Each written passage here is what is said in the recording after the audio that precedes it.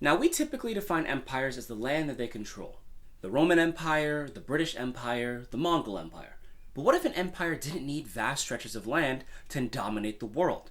What if, instead, it controlled the seas, the economy, and even entire nations, not through kings and armies, but through trade and wealth? Enter the Dutch East India Company, or VOC. At its peak, it was worth around $7.9 trillion in today's money, making it the richest company in history. So, how did this business rise to such dominance, and what led to its downfall? Let's go. In the late 1500s, the Netherlands was a small but ambitious maritime nation, recently freed from Spanish rule. Dutch merchants were eager to capitalize on the lucrative spice trade, which at the time was being controlled by the Portuguese and the Spanish. However, there was one big problem. Getting to Asia was not easy. The voyages were dangerous, long, and expensive, and mostly, individual merchants often couldn't afford the costs or the risks. In 1602, the Dutch government had a radical idea. Instead of just competing with each other and fighting all the time, why not instead combine these Dutch trading companies together to make one massive mega corporation? So, in 1602, the States General of the Netherlands created the Verenigde Oost-Indische Compagnie, or the VOC. Now, the VOC wasn't just any company. It was granted powers usually reserved for a nation. It could establish colonies, build forts, maintain its own private army, wage wars, sign treaties with foreign rulers, and strike their own coins. Imagine if Apple or Amazon today had their own militaries and could declare war on countries. It'd be pretty crazy. Now, one of the earliest moves that the VOC took was taking control of the spice trade in Southeast Asia. Now, spices that we take for granted today, like cloves, cinnamon, nutmeg, and pepper, were very scarce back then and worth their weight in gold in Europe. Now, these spices were used for many things: making medicine, preserving food, making food taste good, and were a clear sign of nobility and wealth. And as such, the VOC ruthlessly began seizing islands, like the Banda Islands, an Indonesian archipelago known for its nutmeg and mace productions, parts of Java and Sumatra, and the Moluccas, or the Molucco Islands, known for their cloves. These takeovers were brutal, as the VOC massacred or enslaved the native populations that resisted and replaced them with Dutch plantations. And by the mid-1600s, the VOC controlled vast territories across Indonesia, Sri Lanka, South Africa, and India. Their ships dominated the seas, making the Netherlands the world's richest nation. And while the VOC controlled a lot of territory, having a lot of land was not their goal. They were a business. They focused on land that made them money or that was strategic. By the 17th century, the Dutch East India Company was not a business. It was an empire. The company's power was so immense that they actually could declare war, sign treaties, and govern foreign territories, all without the direct oversight of the Dutch government. They could even negotiate directly with other countries, like the British and Portuguese. Their reach was global. They established the city of Batavia, now Jakarta, which became their headquarters in Asia. They built Cape Town in South Africa as a crucial resupply station.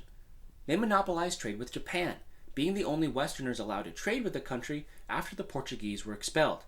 At its height, the VOC controlled half the world's trade, employed over 50,000 people, had a fleet of more than 150 merchant ships, a private army of over 10,000, and even issued the first publicly traded stocks. To put its dominance into perspective, if its $7.9 trillion valuation existed today, it'd be more valuable than Amazon, Apple, Microsoft, and Google combined, and 10 times richer than its biggest rival, the British East India Company.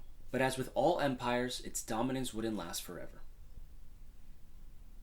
As the company expanded, greed and corruption took over. High-ranking VOC officials would siphon off funds to finance their lavish lifestyles, while the brutal exploitation of the local population often led to frequent uprisings. The VOC relied heavily on forced labor and slavery, and as resistance continued to grow, the cost of actually maintaining these populations began to explode. At the same time, European rivals, especially the British and the French, began challenging Dutch dominance in global trade. The British East India Company in particular became a formidable competitor, cutting into the VOC's profits and disrupting its trade routes. By the 1700s, the VOC was bleeding money due to corruption and mismanagement. Executives were prioritizing personal wealth over the company's survival. Expensive wars. The VOC was forced to spend millions on military campaigns to crush rebellions and defend its territories. Shifting global markets. Spices, once the backbone of the VOC's wealth, were no longer in high demand, and smuggling allowed rival nations to cultivate them elsewhere.